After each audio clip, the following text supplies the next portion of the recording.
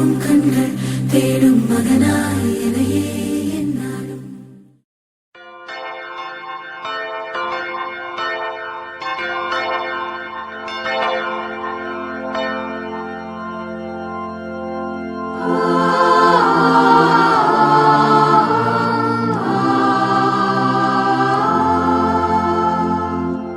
பல ஆன்மீக இயக்கங்கள் ஒளியை வழிபடுகிறது.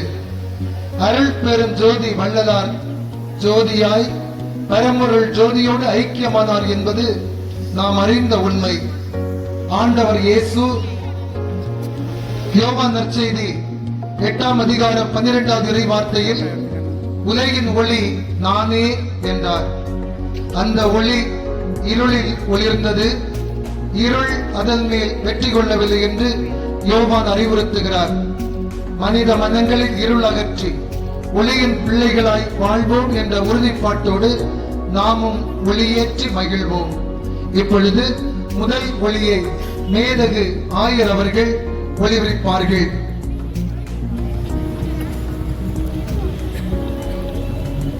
இரண்டாவது ஒளியை திருமிகு PPK சிந்துகுமார் அவர்கள் ஒளிபரப்பார்கள். மூன்றாவது ஒளியை திருமிகு M நசீம் அவர்கள் ஒளிபரப்பார்கள்.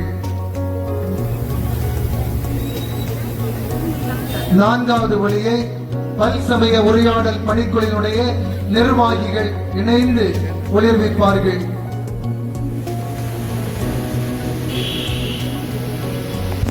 நிர்வாகிகள் இணைந்து அந்த ஒளியை ஒளிர்வீங்கள்.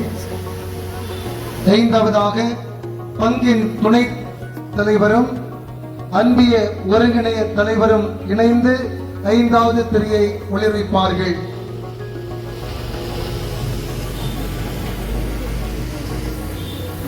இப்பொழுது இந்த விழாவை குறித்து ஒரு சிறிய வாழ்த்து செய்தி திருமிகு PPK சிந்துகுமார் அவர்கள் வழங்குவார்கள். மிக மகிழ்ச்சியோடு நடைபெற்றுக் கொண்டிருக்கின்ற இந்த நிகழ்வுக்கு நம்ம எல்லாம் போற்றக்கூடிய மேதகு ஆயர் அவர்களே,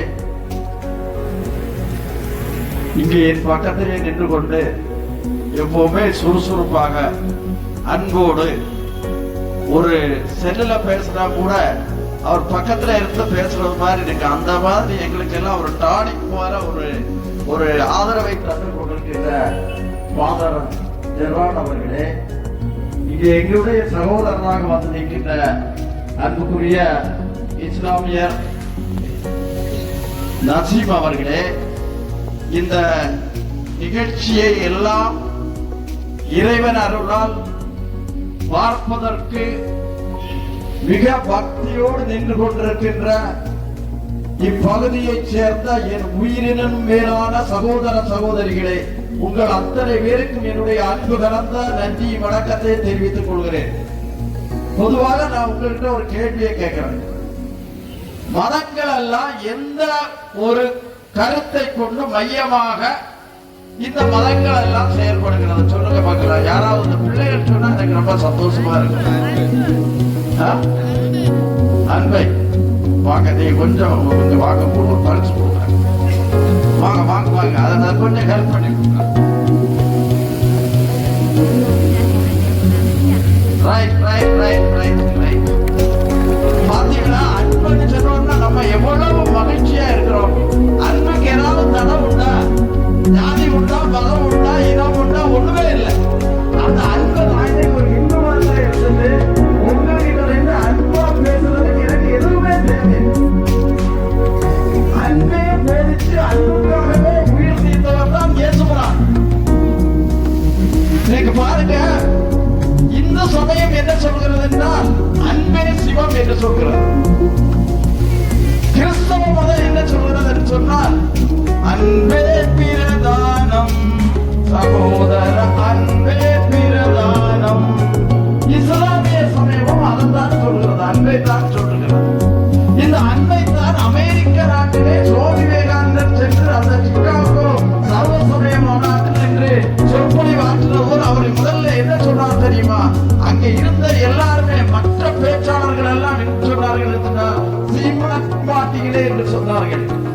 சுவாமி விவேகானந்தர் தான் நாம் இந்தியாவிலிருந்து சென்ற இந்த சுவாமி விவேகானந்தர் அமெரிக்க நாட்டு சகோதர சகோதரிகளே என்று வீத முழக்கம் போட்டதார்.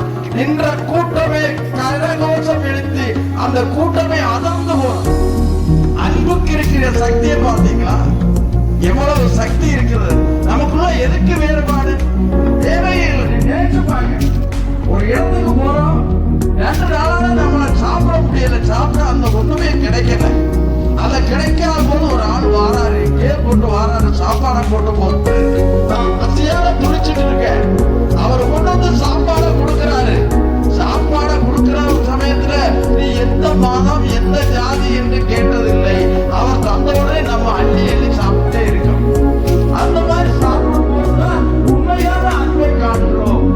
இன்னைக்கு இயேசுரான் கூட அவர் சிறுவையில் அறையும் போது ஒரு வார்த்தை சொன்னார் பாருங்க. பிதாவே, இவர்கள் என்னவென்று தெரியாமல் செய்கிறார்கள், இவர்களை மன்னித்து விடுங்கள். இந்த மன்னிப்பு என்ற எழுத்துக்கு ஒரு உயிர் கொடுத்தது இருக்கிறது என்றால் இயேசுரான் தான். நிச்சயமா அந்த மன்னிப்பு, பொறுமை, அன்பு, இந்த நமக்குள்ளே ஒரு வேறுபாடு இருக்கிறது என்பதை நாம் கலைத்து விட வேண்டும். அதற்காக ஒரு குட்டி கதையை என்று சொல்லி நான் நிறுத்திக் கொள்கிறேன். அதாவது சுவாமி விவேகானந்தர் சமய மாநாட்டிலே பேசுகின்ற போது ஒரு கதை சொல்கிறார். வேறுபாடு, நமக்குள்ள வேறுபாடு இருக்கின்ற இந்த வேறுபாடை பற்றி சொல்லுகின்ற போது ஒரு சின்ன குட்டி கதை சொல்றார். ஒரு கிணறு இருக்கிறது. அந்த கிணத்திலே ஒரு கிணத்து தவளை வசித்து வருகின்றது. அந்த கிணத்து தவளைக்கு கிணறு மட்டும்தான் தெரியும். அப்படி இருக்கின்ற சமயத்திலிருந்து கடலில் இருந்து ஒரு கடல் தவளை வருகின்றது. கடல் தவளையை பார்த்து கிணத்து தவளை கேட்கின்றது, நீங்கள் எங்கிருந்து வருகிறீர்கள்? அப்பொழுது கடல் தவளை சொல்கிறது, நான் கடலில் இருந்து வருகின்றேன். இந்த கிணத்து தவளை கேட்கிறது, கடலா, அது எப்படி இருக்கும் என்று கேட்டது. உன்னை போன்ற பல்லாயிரக்கணக்கு கிணறுகள் சேர்ந்தாலும் எனக்கு நிகரமாற்ற என்று சொல்கிறது.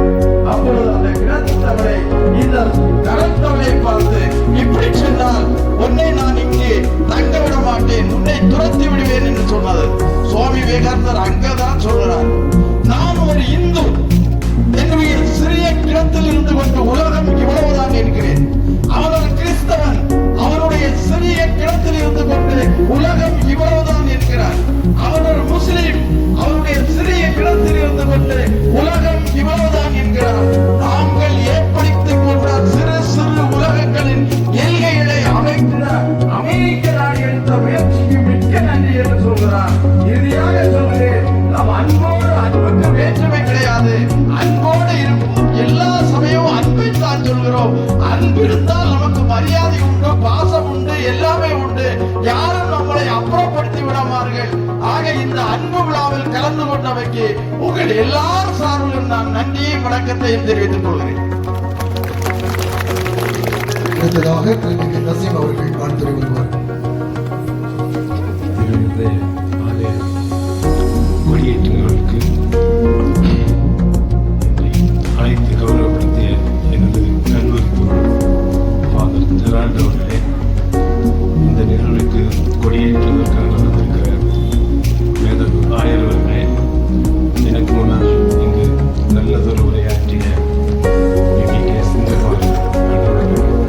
மற்றும் இங்கே இருக்கிற பங்கு பெறுவர்களே, சகோதர சகோதரிகளே, உங்கள் அனைவருக்கும்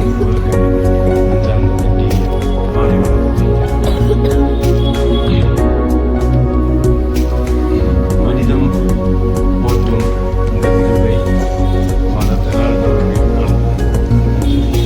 அழைத்த போது இந்த பதிலும்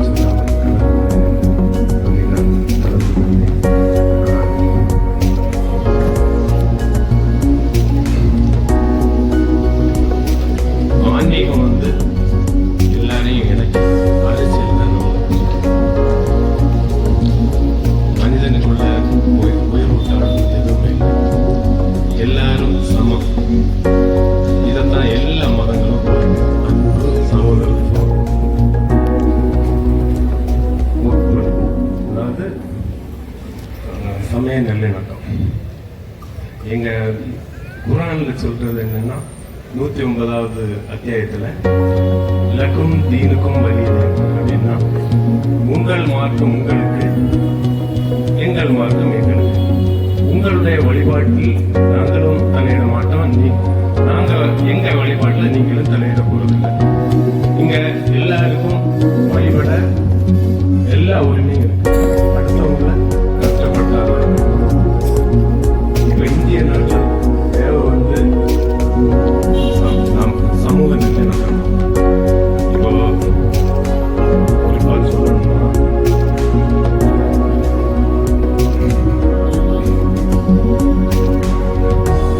இல்லை, அதாவது ஒரு 10-30 வருஷத்துக்கு முன்னாடி இந்த யாருக்குமே இந்த அளவு மத வெறி இல்லை. அதாவது யானைக்கு மட்டும்தான் மதம் பிடிக்கும், மனுஷனுக்கு அதை பிடிக்க விடாது. மதத்தை கண்டிப்பா தீவிரமா பின்பற்றணும். அப்பதான் ஒரு கிறிஸ்தவனோ முஸ்லீமோ இந்துவோ வந்து உண்மையான மனுஷனை வாழ முடியும்.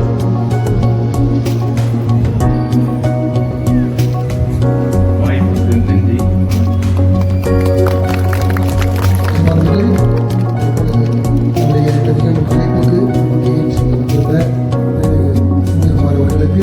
நம்முடைய பிள்ளைகள் தங்களுடைய கைப்படைய அவர்களாகவே உருவாக்கிய ஒரு சிறிய அன்பளிப்பை கொடுத்து நன்றி தெரிவிக்கிறோம். வருகைக்காக மிக்க மகிழ்வோடு நன்றி கூறுகிறோம். எங்களுடைய பிள்ளைகளுடைய உழைப்பு, பிள்ளைகளுடைய கைவண்ணம், நன்றிகள். அதே போன்ற திருமிகு நசீம் அவர்களுக்கும் நம்முடைய பிள்ளைகள் அவருடைய கைப்படத்தில் விளைந்த ஒரு சிறிய அன்பளிப்பை நாங்கள் வழங்குகிறோம். அதே போன்று நம்முடைய ஆயர் அவர்களுக்கும் நம்முடைய பிள்ளைகளுடைய கைவண்ணத்தில் விளைந்த ஒரு சிறிய அன்பளிப்பை நாங்கள் வழங்குகிறோம். இப்பொழுது மறை மாவட்ட இந்த பல்சமய உரையாடல் குழு உறுப்பினர்கள் அனைவருக்கும் நாங்கள் நெஞ்சார்ந்த நன்றிகளை உரைக்காக்கிக் கொள்கிறோம். இப்பொழுது கூடி அர்ச்சிப்பு திருச்சபைக்கு நாம் அனைவரும் இணைந்து சொல்ல வேண்டிய திருப்பாடல் வரிகள். ஆண்டவரது இல்லத்திற்கு போவோம், இணைந்து சொல்லுவோம். ஆண்டவரது இல்லத்திற்கு போவோம் என்ற அழைப்பை நான் கேட்ட பொழுது மகிழ்ந்தேன். எருசலேமே, இதோ நாங்கள் அடியெடுத்து வைத்து உன் வாயில்களில் நிற்கின்றோம். எருசலேம் செம்மையான ஒன்றிணைந்து கட்டப்பட்டதன் நகராகும். ஆண்டவருடைய இல்லத்திற்கு போவோம், இணைந்து சொல்லுவோம். இல்லத்திற்கு போவோம்.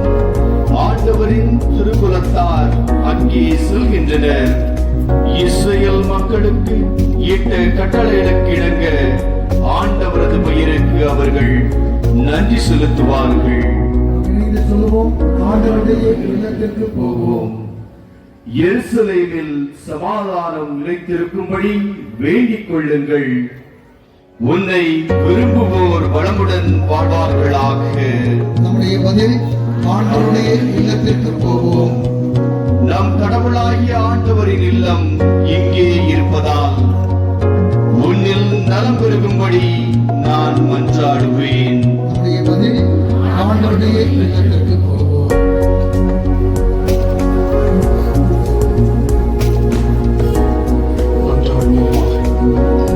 தாயும் தந்தையுமான இறைவன், பள்ளியடி இயேசுவின் திருஹிருதய மக்களாகிய நாங்கள் எங்கள் குடும்ப விழாவை கொண்டாட வருகின்றோம். 26 அன்பியங்கள் ஒன்றாய் ஆண்டவர் இயேசுவின் திருஹிருதய அன்பில் இணைந்து மகிழ்ந்து எங்கள் குடும்ப விழாவை கொண்டாடுகிறோம். இந்த விழாவிற்காய் நாங்கள் தயார் செய்திருக்கும் இயேசுவின் திருஹிருதய கொடியை ஆசீர்வதித்து புனிதப்படுத்தும். இக்கொடி உயர ஏற்றப்படுவது போல் எங்கள் உள்ளங்கள், எங்கள் எண்ணங்கள், எங்கள் அருள் வாழ்வு, பொருள் வாழ்வு, உறவு வாழ்வு மேல்நோக்கி ஏற்றப்படும். இந்த விழா நாட்களின் கொடியை காண்போர் இயேசுவின் திரு இருதயத்தை நினைவு கூர்ந்து எங்கள் இதயங்களை புதுப்பித்துக் கொள்ள அருள் செய்யும்.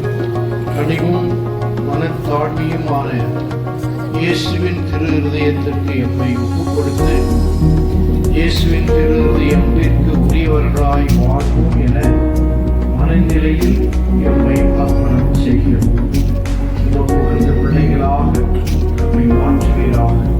எங்கள் ஆண்டவராகிய கிறிஸ்து வழியாக கொண்டாடுகிறோம்.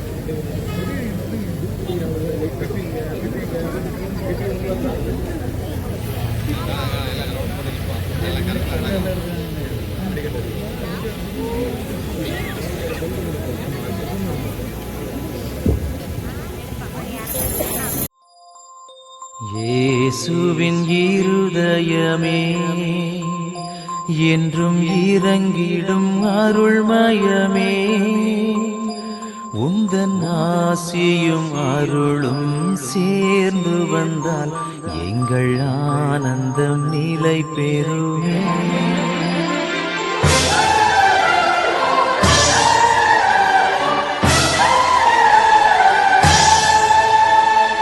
இயேசுவின் இருதயமே என்றும் இறங்கிடும் அருள்மயமே, உந்தன் ஆசியும் அருளும் சேர்ந்து வந்தால் எங்கள் ஆனந்தம் நிலை பெறுமே. இயேசுவின் இருதயமே என்றும் இறங்கிடும் அருள்மயமே, உந்தன் ஆசியும் அருளும் சேர்ந்து வந்தால் எங்கள் ஆனந்தம் நிலை பெறுமே.